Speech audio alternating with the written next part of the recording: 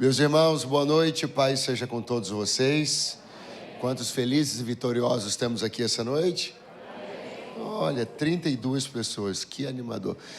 Quantos felizes e vitoriosos temos aqui essa noite? Muito, muito melhor.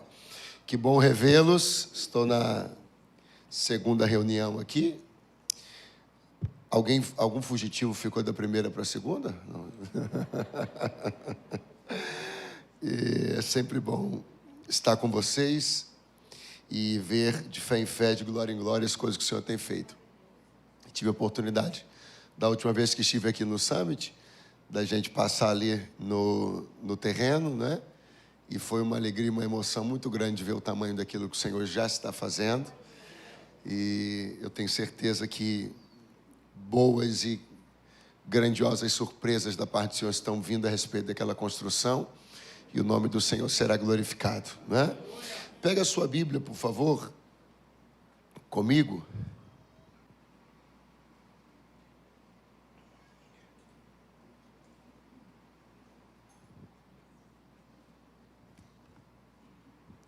E abra no Evangelho de Jesus segundo Lucas.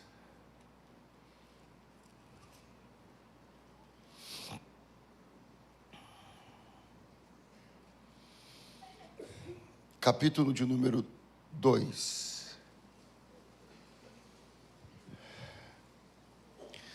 Muito obrigado, meu amigo pastor Delano, missionária Juliana, que bom revê-los, que bom estar com vocês, que bom receber desse batismo de amor, de graça, que eu sempre recebo quando estou com vocês. Obrigado pelo privilégio de ceder o púlpito num domingão, né? Uma confiança muito grande, eu quero louvar a Deus por isso. Capítulo 2, versículo 30. Melhor, vamos ao versículo 40. Está escrito: ora, todos os anos iam seus pais a Jerusalém, à festa da Páscoa. E tendo já ele 12 anos, subiram a Jerusalém, segundo o costume do dia da festa. Estou no 43 agora. E regressando eles, terminados aqueles dias, ficou o menino Jesus em Jerusalém, e não o souberam seus pais.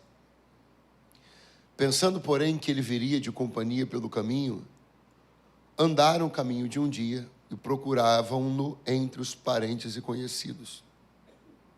E como não encontrassem, voltaram a Jerusalém em busca dele.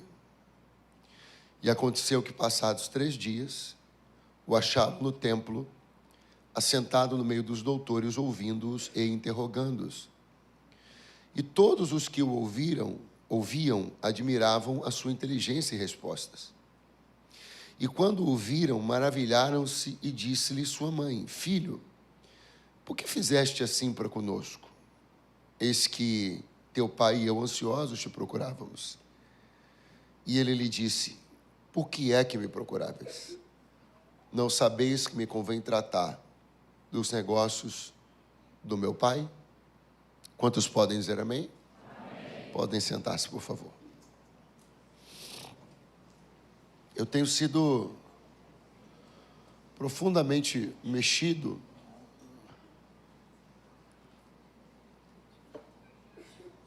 abençoado, confrontado por essa palavra, que eu lembro de ouvir algumas canções que foram baseadas nessa história e também algumas mensagens. E recentemente o Senhor me levou a olhar carinhosamente para essa história bíblica novamente. É claro que nunca foi novidade para Maria que ela não gerava um menino comum. Embora houvesse certa normalidade no processo da gestação, mas a concepção foi absolutamente sobrenatural. E isso fazia com que tudo fosse diferente, mas ao mesmo tempo, quase tudo também era um pouco normal. Entre a normalidade e a sobrenaturalidade, foram passando-se os meses da gestação de Maria. E quando Jesus nasceu, e os seus primeiros meses e anos de vida, eu penso que Maria tinha uma certa dúvida, guardava um certo sentimento. Quando é que ele vai pela primeira vez tomar algum tipo de iniciativa que seja mais relativa a ele ser filho de Deus do que ser meu filho? Quando é que ele vai fazer alguma coisa que penda mais para o seu lado divino do que para o seu lado humano? Eu imagino que Maria deva ter ficado com essa expectativa. E nesse dia aqui, me parece que foi o dia onde isso aconteceu. Aonde Jesus foi mais divino que humano. Aonde ele foi mais Deus do que um menino de 12 anos, filho da Maria e do José. Porque ele age com autonomia, ele age com poder de decisão, e isso não é uma coisa que dissesse respeito ao comportamento de um menino de 12 anos. Sim ou não? Você concorda com isso? Então aquela relação entre Maria e Jesus, ela sofre um impacto, eu vou chamar de um susto, quando ela percebe que ele começaria a agir como Deus. O evangelista Lucas usa uma expressão, ele diz assim, todos os anos. Essa expressão marca uma rotina, traduz uma rotina, diga comigo, rotina. Então, Lucas está falando da rotina de uma família de Nazaré. Uma família de Nazaré que atendia corretamente as suas obrigações como uma família judia. Então, todos os anos, essa família de Nazaré ia até Jerusalém para a celebração da Páscoa. Isso aconteceu no ano 1, 2, 3, 4, 5, 6, 7, 8, 9, 10 e 11. Isso o quê? Alguma coisa mais ou menos assim. Maria arrumava as coisas de Jesus, José arrumava as suas próprias coisas, José chamava Maria, Maria chamava Jesus, aquelas coisas de família, né? Vamos embora. Arrumavam, saíam, iam até Jerusalém, participavam da festa da Páscoa. Quando a festa terminava, eles voltavam para Jerusalém. Repita comigo, iam juntos, voltavam juntos. Como uma família cujo governo, decisão sobre chegar e sair está com os pais. Então eles iam juntos, voltavam juntos. Foi assim no ano 1, 2, 3, 4, 5, 6, 7, 8, 9, 10, 11, até que no ano 12, aquilo que acontecia costumeiramente há 11 anos, teve sua rotina quebrada. Aquilo que se repetia sistematicamente há 11 anos, teve sua rotina quebrada. Aquilo que Maria e José já estavam acostumados a ver, sempre acontecendo e se repetindo da mesma maneira, aconteceu de um jeito diferente. Não porque Jesus teve um surto de rebeldia, mas porque ele simplesmente agiu como Deus. Deixa eu dizer uma coisa para você. Vão passando os anos, vão passando-se os meses, e de alguma maneira a gente vai formatando um pouco da forma como nós entendemos que devam ser as coisas. Então eu levanto assim, eu vou para lá, eu vou para cá, eu faço uma oração assim, Deus provavelmente me responderá assim. E a gente vai formando uma rotina, um cotidiano, que vai se repetindo. Só que existem momentos onde essa nossa relação, ela precisa levar um choque. Ela precisa de um susto. Existem momentos que Deus precisa nos lembrar que Ele não está na nossa vida como nosso filho, está na nossa vida como nosso pai. Só que para isso, a gente vai ter que ter alguns sentimentos envolvendo essa experiência. Achar que perdeu alguma coisa, tomar certos sustos, passar por algumas correrias, suar um pouquinho frio, mas no final nós vamos descobrir duas coisas. Ele está sentado no lugar de governo, controlando tudo, nós nos desesperamos, ele não se desespera, e tudo isso foi só para mostrar que não é como a gente quer, é do jeito que ele quer fazer. Quem pode dizer graças a Deus? Pega a mão de alguém que está do seu lado e diga para ele assim, ó, estou profetizando que esse ano, profeticamente, é o ano 12 na sua vida. Ele vai mexer na sua rotina, vai fazer o que não fez nos 11 anos anteriores, vai quebrar a sua rotina, vai se revelar de um jeito que você não conhecia, vai dar uma mexida nessa relação. Estava tudo muito mais ou menos, mas ele vai sacudir as coisas. Oh, aleluia! Todos os anos. Todos os anos eles iam juntos e voltavam, mas no ano 12 ele decidiu ficar e não avisou. No ano 12 ele decidiu mudar a rotina e não avisou. No ano 12 ele decidiu fazer uma coisa diferente e não avisou. Afinal de contas, quem te disse que ele sempre tem que te avisar? Quem te falou que tudo passará pelo seu conhecimento? Não. Ele decidiu fazer uma coisa diferente e não avisou. Porque a Bíblia diz assim, ó, terminada a festa. Quando a festa terminou, a lógica empregada é, se a festa acabou, vamos em? Se a festa acabou, vamos? Só que Lucas diz assim, ó, olha, atenta aos detalhes. Mas Jesus ficou. E eles saíram. E Jesus? Você precisa entrar, eu preciso entrar também, numa concordância, num alinhamento com o nosso Jesus. Qual? Só saia quando ele sair. E não fique se ele já foi embora.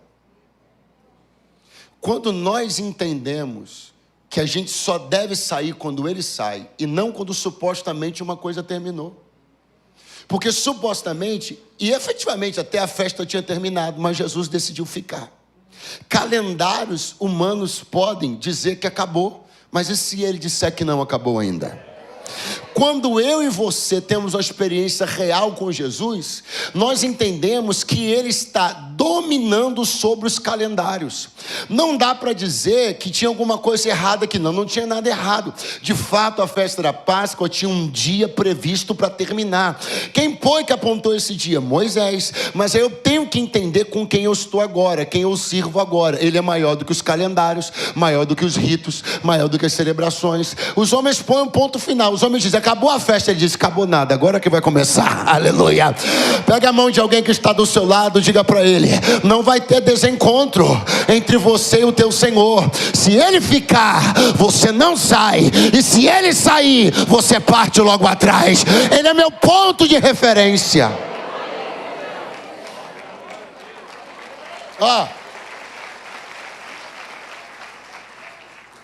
Qual é o ponto de referência? É o calendário judaico.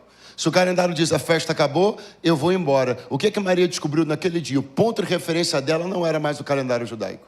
O ponto de referência dela era ele. Ela não saía quando a festa acabava. Ela só sairia quando ele saísse. Você e eu somos orientados por muitos calendários e referências, até Deus entrar na nossa vida. Quando Deus entra na sua vida, todo calendário e referência que regia os seus dias é substituído por Ele. O calendário pode dizer, acabou. Se Ele disser, vamos continuar, você continua. Alguém dizer, você é louco, você vai dizer, mas Ele mandou continuar, eu vou continuar. E alguém vai dizer, mas não tem mais jeito para isso, acabou a festa. Você vai dizer, só acaba quando Ele disser que acabou. Alamaraga Shuramandaraya. A festa tinha acabado. E eles foram embora, porque isso que deveriam fazer, terminada a festa. Mas eles desconheciam uma informação. Jesus tinha ficado. E se ele tinha ficado, eles deveriam ficar. Mas como não sabiam que ele tinha ficado, partiram. E agora, em certo momento, em dado momento, um medo, um pânico, vai tomar o coração daquele casal. Porque eles vão passar pela sensação que eu acho que algumas pessoas aqui já passaram também. Perdeu uma criança. Alguém aqui já pensou ter perdido uma criança no mercado, na feira? Levante a mão, por favor. Alguém já passou? É ruim, né, irmão? E se for filho dos outros? Imagina tu perder o filho de Deus. Terrível, né? Né? Não é terrível? Essa foi a sensação que acometeu o coração de José e Maria. Perdemos. Perdemos. Só que eu e você, a gente já sabe. Ele está perdido? Ele está perdido? Ele está sentado no meio dos... Se você parar e perguntar para Maria o que aconteceu, ela vai dizer, perdi Jesus. Se você for lá para Jesus e perguntar para ele, você está perdido? Ele vai dizer, não. Mas se você perguntar para ela o que aconteceu, ela vai dizer, perdi. Mas se você perguntar para ele, ei menino, você está perdido? Ele diria, não. Você entende que existe uma diferença muito grande entre como você se sente e como as coisas são na realidade? Você está se sentindo de algumas formas e maneiras que não correspondem à realidade. Deus me trouxe para dizer, você está sentindo que perdeu e não perdeu nada. Você está achando que acabou e não acabou nada. Porque entre como você está se sentindo e a realidade dos fatos, pode haver uma diferença muito grande. Maria e José, se perguntados, diriam, perdi. Mas Jesus está sentado sem nenhum tipo de susto. Ele não está perdido. Eu quero que você creia nessa noite que Deus vai substituir algumas falsas e reais sensações que estão te acometendo. Alguns medos que não têm razão. Alguns receios que não têm propósito, algumas dúvidas que não deveriam estar te acometendo. Ele vai te contar o que está acontecendo na realidade. E a realidade é, não há nada perdido. Ele está no controle de tudo.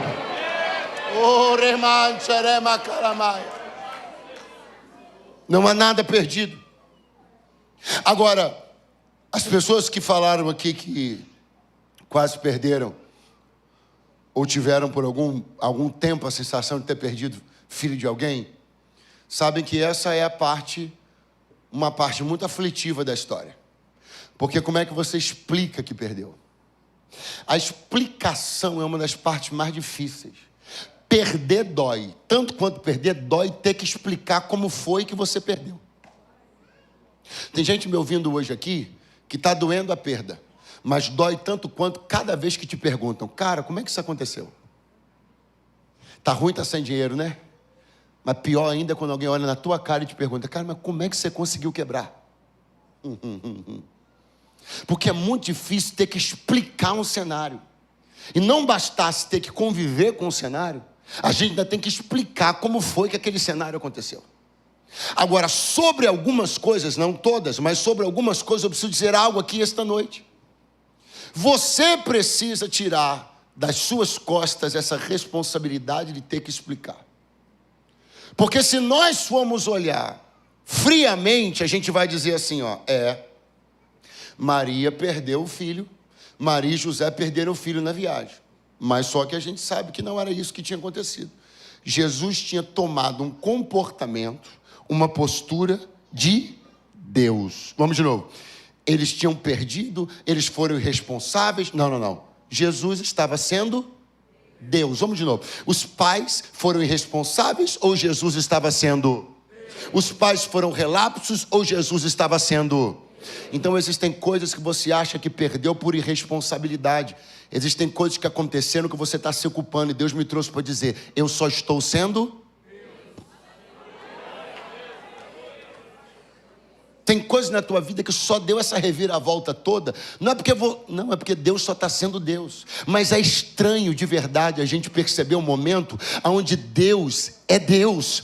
Não daquele jeitinho que a gente achou que as coisas seriam românticas, sob o nosso domínio, sob o nosso controle. A gente orientando tudo. Aí tem uma hora que ele bagunça a nossa rotina toda. A gente acha que é de um jeito, descobre que é de outro. Uma confusão terrível. E alguém vai dizer, fulano, você é muito irresponsável. Você vai dizer, não. Deus só está sendo Deus na minha vida. Deixa Deus ser Deus. Nem tudo você tem que explicar. Você nunca vai conseguir, Maria, explicar para a tua vizinha como é que o menino de 12 anos decidiu ficar em Jerusalém. Ela não vai entender. Da mesma maneira você também e eu não vamos conseguir explicar para essa sociedade o que é um Deus que não pode ser visto, não pode ser tocado, mas ainda assim tem autonomia, soberania e grandeza para ser Deus.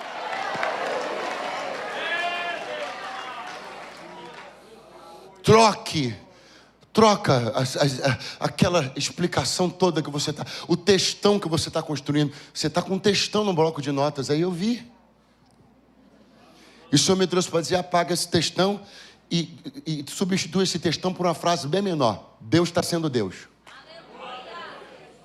Em vez de você tentar fazer uma explicação mirabolante para aquilo que aconteceu, diga assim, não, Deus só está sendo Deus. Pastor, tem um exemplo na Bíblia para isso? Tem. Se fôssemos eu e você na era do textão, hein? No lugar de Jó, a gente ia escrever um textão grandão. Jó foi bem mais resumido. Ele sintetizou tudo e disse, Deus me deu. Ou seja, Deus só está sendo. Diga para o seu vizinho, diga, deixa Deus ser Deus. E se os vizinhos não entenderem, deixa Deus ser Deus. E se os familiares não entenderem, deixa Deus ser Deus. Da mesma maneira que Maria não poderia esperar da sua vizinha, que já tem a gravidez antes do casamento dela engasgada na garganta, que estava doida para arrumar uma confusão, chamar ela de responsável. Maria não pode achar que conseguiria explicar uma coisa dessa para a vizinha. Você imagina, depois que acharam Jesus, aquela coisa toda, aí chegando lá em Nazaré, a vizinhança toda alvoroçada, ele é irresponsável. Ela e o marido dela, mas também casaram tudo estranho, uma hora para outra, ela já estava grávida, essa família é muito esquisita, hein? Aí pensa na Maria batendo na porta da vizinhança, não, deixa eu explicar para a senhora, dona Maricota, porque eu lhe tenho alta consideração. Não é o seguinte, não é porque eu fui responsável, é porque esse menino de 12 anos, ele é uma concepção do Espírito Santo no meu ventre. Na verdade, eu não tive relações sexuais nem com José, nem com ninguém, mas o anjo Gabriel apareceu para mim e... Meu irmão, poupa esse esforço. Teus vizinhos, familiares, a quem a graça de Deus não se revelou, a quem o Senhor não tirou as escamas dos olhos, eles não vão entender que Deus só está sendo... Ema Xandorébia! Aleluia!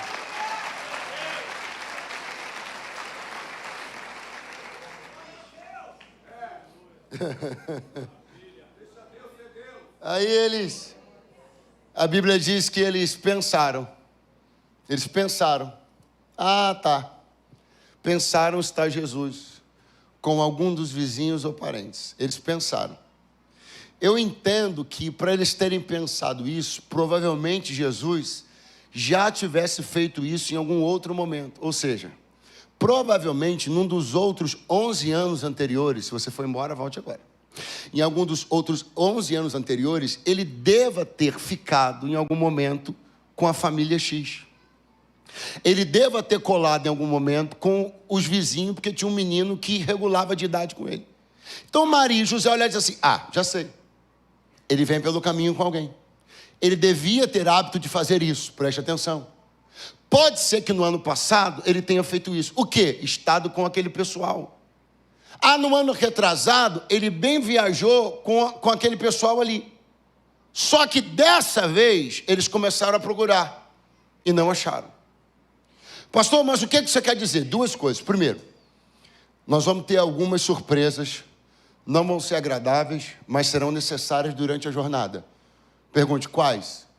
Tem muita gente que você tem certeza que Jesus está com eles e vai descobrir que não está. Porque Maria olhou para José, José olhou para Maria e disse assim, já sei, ele deve estar com a fulana. Quando chegaram lá, não estava. Não, mas com aquela família ali, crente como são, Jesus está lá. Quando chegaram, também não estava. Nós vamos percorrendo casas, famílias, onde nós nutrimos a certeza que Jesus está e nos desapontamos ao descobrir que ele pode até ter estado no ano passado, mas esse ano não está mais. Porque a presença de Jesus com alguém é dinâmica, ele não assinou contrato com ninguém. Ele só vai estar enquanto a presença dele for devidamente recebida e honrada. Você e eu ainda vamos nos assustar um pouco ao perceber que pessoas com as quais Deus esteve em 2023 não está mais em 24. Gente que Deus usava em 24, mas não vai usar mais em 25. E eu e você temos que parar de nos orientar por tradições e começar a atualizar as nossas informações. Pergunte para Deus se se ele ainda anda com quem você pensa que ele anda. Pergunte para Deus se ele ainda está com alguém antes de você submeter sua vida, sua casa a essa pessoa. Pergunte para Deus, para além dos trejeitos, para além da performance.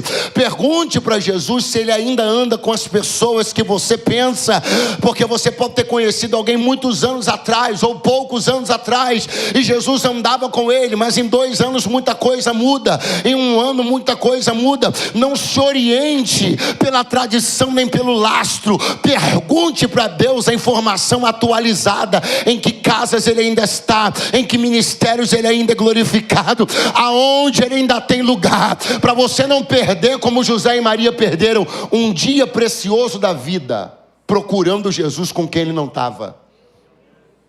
Economiza sola de sapato, economize dinheiro de Uber, de táxi, economiza gasolina no seu carro.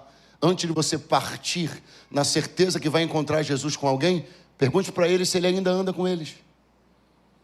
Pode ser que você tenha uma surpresa, que não vai ser agradável, mas é melhor ter essa surpresa do que despender um caminho e uma energia para chegar em alguém e descobrir que com quem você pensava que ele estava, na verdade ele não.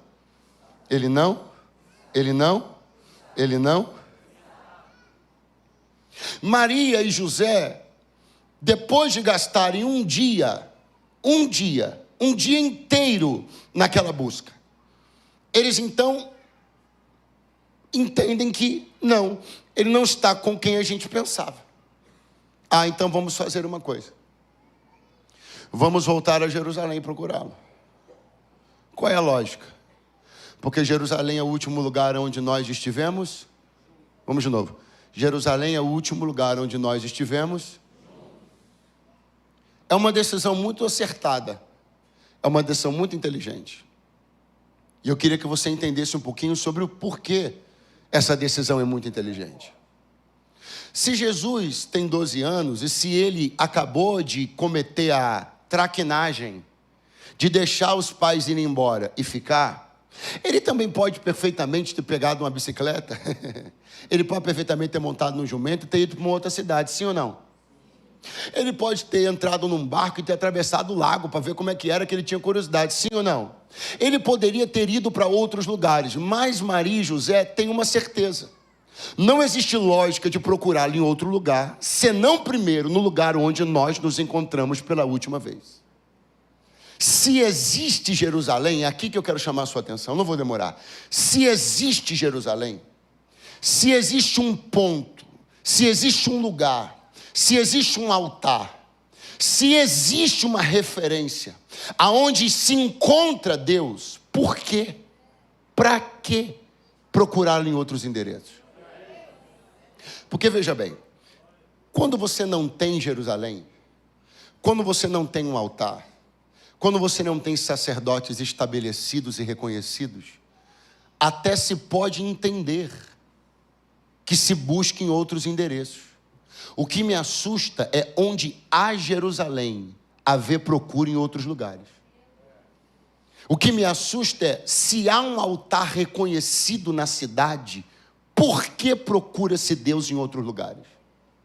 Se há sacerdócio reconhecido na cidade, por que se dispor a outros sacerdócios de maneira aventureira? Sabe, Deus me trouxe para dizer uma coisa que talvez um pouco incômoda, mas muito real, muito útil para alguém essa noite. Não submeta a si próprio, sua casa, a riscos aventureiros. Se existe um lugar instituído por Deus, se existe sacerdócio instituído por Deus, se existe altar onde o fogo de Deus queima, o que você está fazendo? Procurando Deus em outros lugares. O altar de Jerusalém deveria atrair você naturalmente para lá, sem a necessidade de buscá-lo em nenhum outro lugar. Se existe Jerusalém, por que eu vou procurá-lo em Samaria? Se eu estive com ele pela última vez em Jerusalém, o que eu vou fazer em Decápolis? Se pela última vez eu estive com ele em Jerusalém, por que eu vou fazer na Galileia? Então eu vou voltar, eu vou fazer o caminho de volta. E vou lá procurá-lo no lugar onde nos encontramos pela última. E vem José e Maria. Quando chegam em Jerusalém, Jesus estava no templo assentado entre os doutores. Quando Maria olhou para Jesus, quando ela o viu, ela não disse: oi, meu filho. Ela não deu um abraço, ela não deu um beijo. Ela começou dizendo: por quê? Por que fizestes isso conosco? Será que Maria é a única pessoa que já abriu uma oração dizendo assim para Deus: por que o Senhor fez isso comigo? Quando você está num momento de grande questionamento, você corre o risco de perder grandes momentos de comunhão, grandes momentos de presença. O abraço ficou para depois, a pergunta veio antes. E Deus me trouxe para dizer: abrace primeiro, pergunte depois. Quantas vezes a gente dobra o joelho e tão apressadamente despeja um caminhão de porquês? Por que o Senhor fez isso? Por que a porta não abriu? Por que isso aconteceu? Por que não sei o que lá? E o Senhor olhando dizendo: despeja as dúvidas depois. Maria perguntou: por que fizestes isso conosco? O afã de alguém que quer entender, que quer perguntar, que quer saber, que quer investigar, que quer questionar, mas vai ouvir uma resposta. E a resposta de Jesus foi: por que vocês estavam me procurando? Durante um período que a Bíblia é clara em dizer direitinho qual foi. 3 dias. Quantos dias? 3. Pode fazer melhor. Quantos dias? 3. A sensação de Maria e José de ter perdido Jesus durou? 3. Vamos de novo, porque eu não vou demorar. Você tem que ficar aqui comigo, ligadinho. Olha, a sensação de Maria e José de ter perdido Jesus demorou? 3. Por quanto tempo Maria não pôs os olhos em Jesus? 3. Por quanto tempo ela não sabia exatamente o que estava acontecendo com ele? 3. Por quanto tempo os dois ficaram separados? 3. Isso aconteceu quando ele tinha quantos anos? 12. Maria pensou assim: eu não me recupero disso nunca mais. Maria pensou: eu não aguento um outro susto desse. Maria pensou: outra dessa que eu não aguento. E o Espírito disse para ela: aguenta. Não só você aguenta, como daqui a 21 anos ele vai sumir de novo. Daqui a 21 anos, por 3 dias, você não vai vê-lo. Daqui a 21 anos, por 3 dias, você não vai saber exatamente o que está acontecendo com ele. Mas assim como você encontrou ele no terceiro, daqui a 21 anos você vai encontrá-lo no terceiro de novo. Pastor, ficou muito bom, ficou bacana, ficou emocionante, foi uma ligação tão legal, mas e aí? Que você está dentro dessa situação pensando que não aguenta outra. E Deus me trouxe para dizer: você aguenta. Você aguenta porque eu não errei quando mandei o anjo bater na sua porta. Eu sempre conheci a estrutura do seu coração. E mais, o que está acontecendo com você agora, Maria, nesses 3 dias com ele sumido, é só um treinamento para o seu coração, porque vai acontecer daqui a 21 anos. Você está pensando que não aguenta outra, tanto aguenta como essa, é só um treinamento.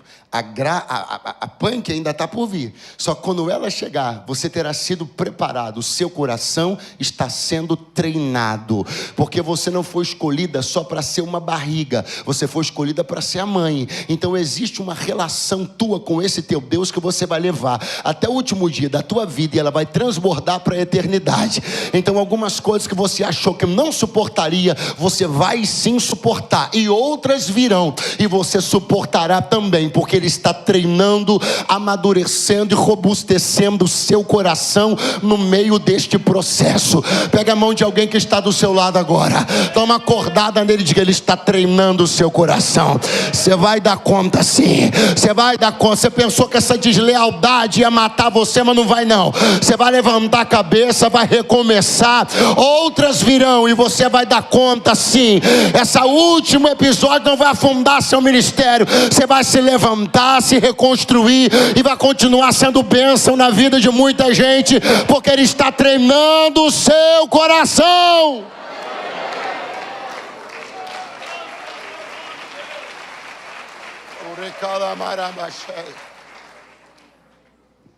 Quantas vezes a gente já pensou que não conseguiria sair de uma situação? Saiu, entrou em outra maior, deu conta ainda e está aí vivo. Porque um coração treinado num susto é um coração que lida com muita sabedoria e poder com outras situações maiores e mais graves. Maria tinha perdido Jesus, sim ou não? Sim ou não? Não. Foi um susto. Foi uma impressão. Algumas coisas aconteceram só para dar uma treinada no seu coração. Só para ver como é que a coisa está. Daqui a algum tempo, desafios maiores estarão diante dos teus olhos. E você vai olhar para trás e vai saber que em tudo Deus já vinha trabalhando você para lidar com todas estas coisas. Quem diz amém, por favor? Quem diz amém? Ela vai olhar para ele e vai dizer assim: por quê? Por que você fez isso com a gente? Jesus vai responder a pergunta fazendo outra pergunta. E eu tenho para mim que quando Deus nos responde a pergunta, fazendo outra, sinal que a gente não fez uma boa pergunta. Ela vai perguntar para ele: por que fizeste isso conosco? E ele vai responder. Aí ela diz: por que fizeste isso conosco? Eu e teu pai ansiosos te procurávamos. Aí ele vai perguntar: e por que me procuravas? Não sabeis que me convém cuidar dos assuntos do meu pai? Eu quero explicar um pouquinho isso para você, para encerrar. Ela veio com tudo. Com tudo. Igual você e eu, a gente chega para Deus. Por quê? Estou cansado. Estou perdendo a saúde nisso.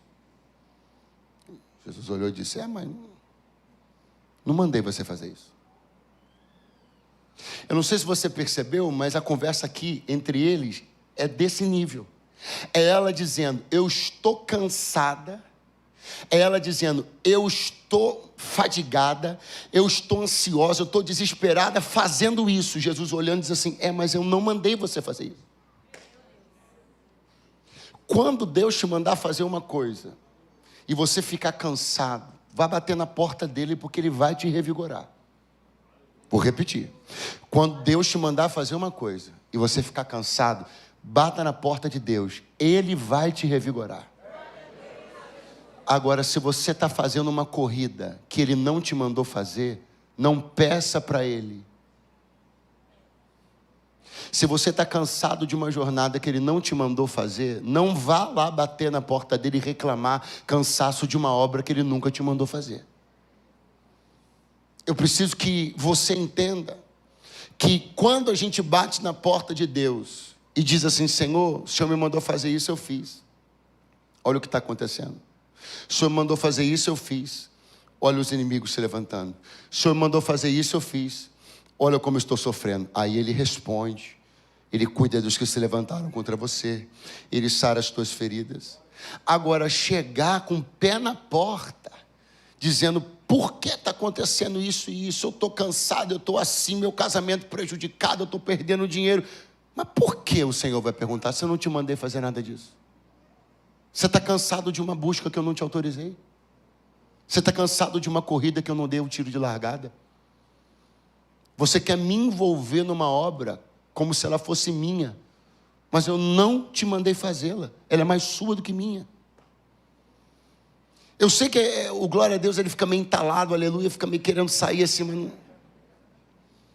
Porque talvez o que você esperava, desejasse, era que eu dissesse para você que todas as vezes que você se cansar, ele vai te revigorar. Mas se ele fizer isso, ele vai estar te autorizando a continuar se cansando por aquilo que não vale a pena. Então nem sempre Deus revigora o cansaço. Porque não revigorar o cansaço é um jeito dele fazer você rever pelo que você está se cansando.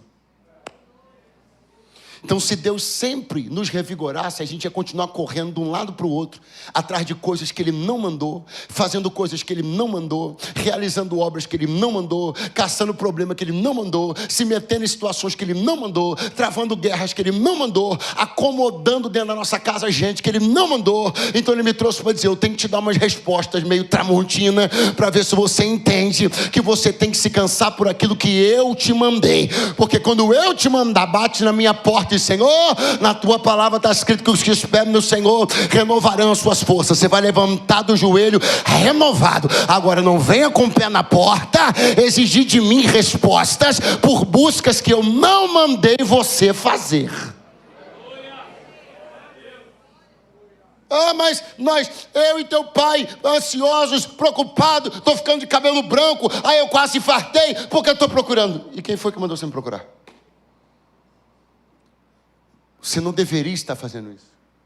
Você deveria saber que a mim me compete agora cuidar dos negócios, ou seja, dos assuntos do meu Pai. Jesus está dizendo: Maria, só corra se eu te mandar correr. Maria, só gaste sua energia e saúde naquilo que eu te ordenar gastar.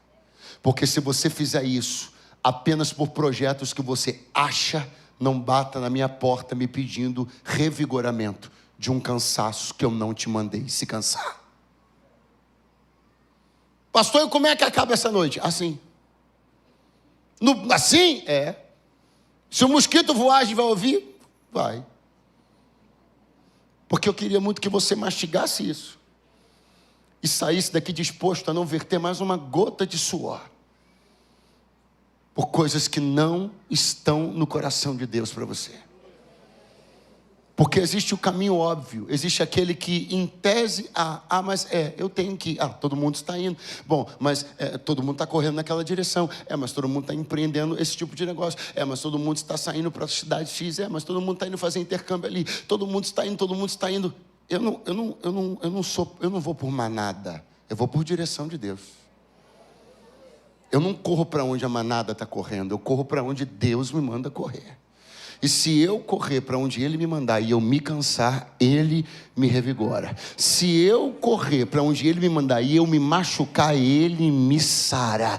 Se eu correr para onde Ele me mandar e qualquer situação se desestabilizar, Ele estabiliza. Agora eu não posso bater na porta de Deus e me queixar de coisas que Ele nunca me mandou fazer.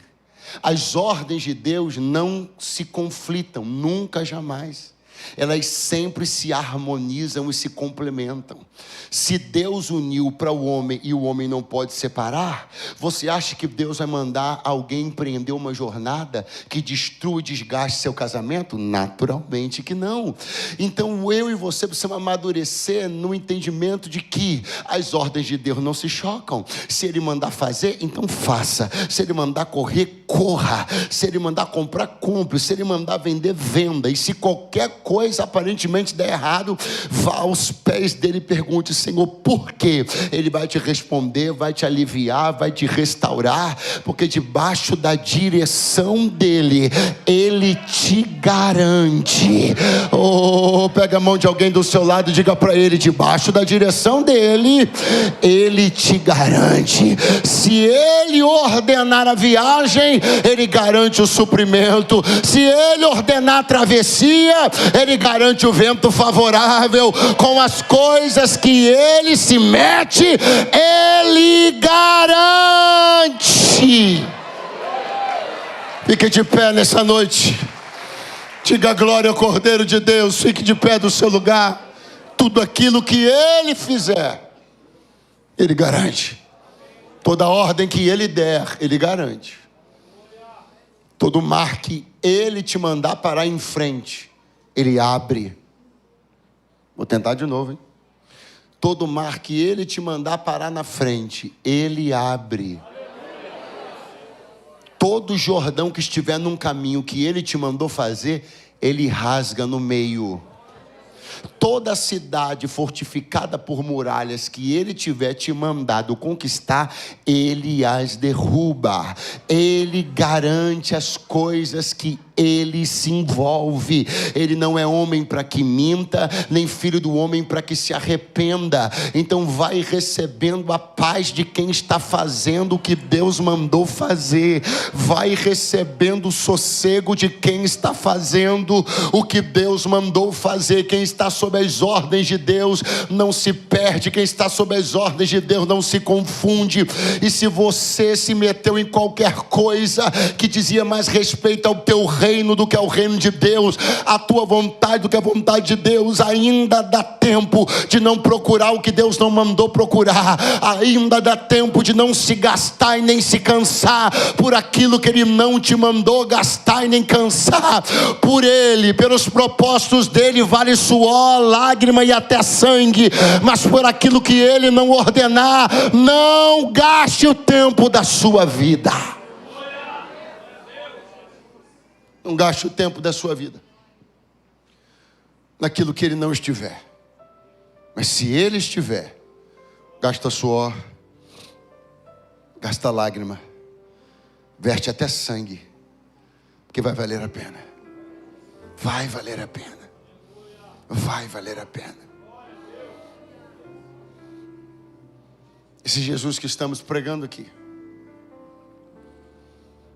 esse Jesus que estamos pregando aqui, não é um chaveirinho. Ele não é um menino numa manjedoura. Ele esteve assim, porque nasceu como um bebê comum. Mas não é um Deus para se apertar as bochechas. Não é um Deus para se achar bonitinho.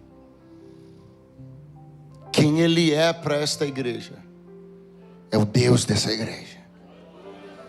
É o Senhor dessa igreja. É aquele que aonde quer que Ele mandar iremos. E o que Ele ordenar faremos. Não existe tanto romantismo no Evangelho. E graças a Deus que não. Porque todas as pessoas que eu vi não entenderem a realidade do Evangelho e criarem um romantismo em volta do Evangelho, não conseguiram ficar muito tempo. Porque é como uma nuvem que se desfaz. Como um castelo de areia que a água bate e cai. Construa uma relação com Deus fervorosa, real, intensa, viva. Comece hoje. Comece hoje entendendo que Ele está chamando você. Chamando você para uma vida, uma aliança e uma relação vivas, dinâmicas. Aonde rotinas vão ser quebradas subitamente. Aonde você terá algumas surpresas e passará por alguns sustos, mas no final a sua compreensão sempre vai ser de que Ele está no governo de tudo. Servir a Deus não é arriscado. Servir a Deus não é medonho. Servir a Deus tem a dose de emoção necessária. Porque ninguém poderá dizer que servir a Deus caiu no tédio. Ele ama a sua vida com amor profundo. E me trouxe essa noite aqui para dizer a você que Ele quer ser o seu Deus. Que vocês podem até não ter vindo juntos, mas podem voltar para casa juntos. Pastor, eu desejo voltar com Jesus para casa hoje. Eu desejo voltar com Jesus para casa e o meu desejo vai além. Eu desejo que no próximo culto, daqui a alguns próximos cultos, eu esteja aqui com mais gente. Esteja aqui com os meus parentes. Esteja aqui com os meus amigos. E que juntos nós saiamos de casa para vir para cá com Jesus. E acabe o culto, a gente volte para casa com Jesus. E a nossa rotina vai sendo sempre assim, acompanhada por Ele, acompanhada por Ele. Hoje, quem está em casa, você não pode decidir por quem está lá, mas você pode decidir por você. Decida por você. Seja você a primeira pessoa a se levantar. Depois Deus fará outras coisas com outras pessoas. Mas preocupe-se agora com você, porque a salvação, você já deve ter ouvido isso, ela é individual. Pastor, eu entrei esta noite aqui e eu quero sair daqui com a presença de Jesus no meu coração. Eu quero entregar a minha vida a Ele pela primeira vez.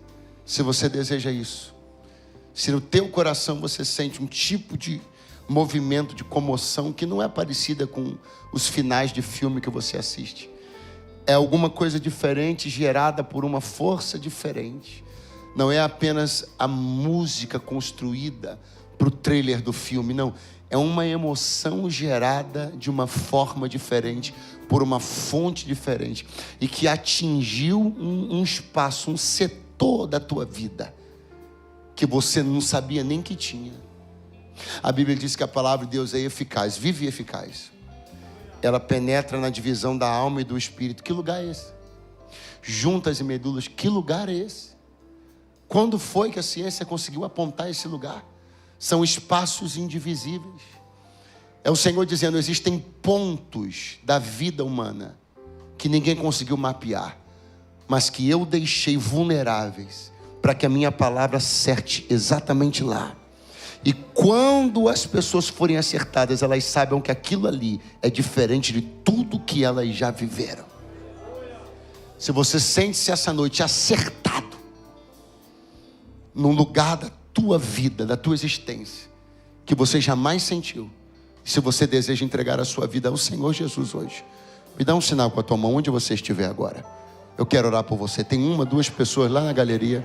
Vem aqui. Deixa eu apertar a sua mão e orar por você. 3 pessoas, bem aqui no meio. Aonde você está? Aonde está a 4ª pessoa que decide hoje com Cristo esta noite? Pastor, estou afastado de Jesus e da igreja. Você quer voltar para a casa do Pai? Você quer voltar para a casa do Pai? Você se desencontrou com Jesus, né? Você foi embora, Ele ficou. Você quer se encontrar com Ele de novo? Quer selar esse encontro? Com um abraço, com um choro? Quer? Sai do teu lugar, vem no altar agora. Aonde está você que está afastado de Jesus e da igreja e decide voltar para a casa do Pai hoje? Me dá um sinalzinho com a sua mão. Eu preciso saber que você está vindo para eu esperar você. Com todo prazer eu farei isso. Eu vou esperar você. Me dá um sinalzinho com a mão. Alguém afastado de Jesus e da igreja quer voltar para a casa do Pai hoje? Mais alguém que pela primeira vez decide entregar a vida para Jesus? Mãozão lá no alto assim, acenando bem bonito, para eu saber que você está vindo para Jesus. E nós nos preparamos para te receber. Vem, querida, Deus te abençoe. Deus te abençoe. Eu vou te dar mais 45 segundos. 45 segundos. 45 segundos. Não são mais 45. São 39. Onde você estiver agora, é o tempo do pastor Delano chegar aqui no altar, levantar as mãos e ligar o reino de Deus quem estiver aqui na frente. Você não pode ser beneficiado fazendo uma coisa que os outros não fizeram. Eles estão aqui, se expuseram, porque você também não pode se expor. Sai do seu lugar, vem aqui agora. Não há vexame nem vergonha alguma. Vexame e vergonha você sabe o que é. E quem andou dando por aí, talvez até você já tenha dado alguns vexames na vida. Você sabe que essa é uma caminhada que de vexame não tem nada. Isso aqui é um espetáculo de uma decisão acertada. Se você ainda deseja vir, sai do seu lugar agora e venha no altar, para que nós possamos orar por você. Uma querida está chegando aqui. Glória a Deus e aleluia.